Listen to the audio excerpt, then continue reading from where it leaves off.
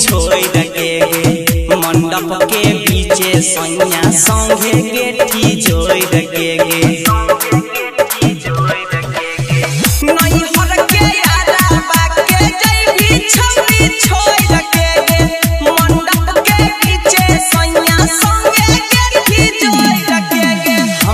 प्यार नहीं करतौ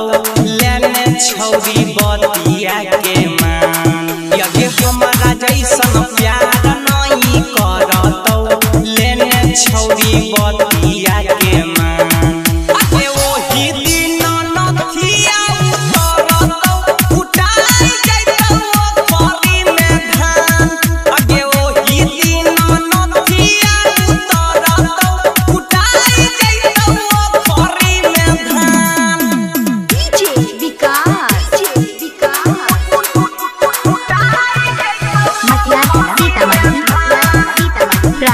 recording studio Saharsa.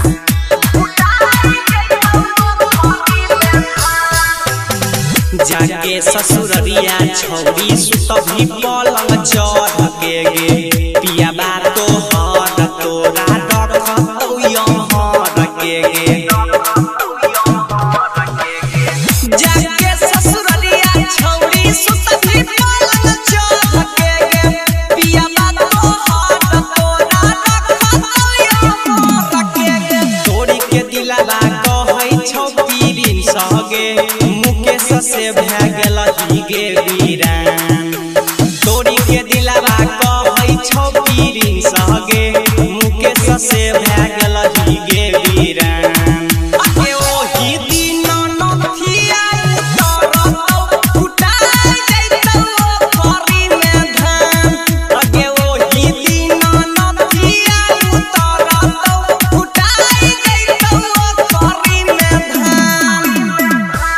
Recording by Sujit Saharsa.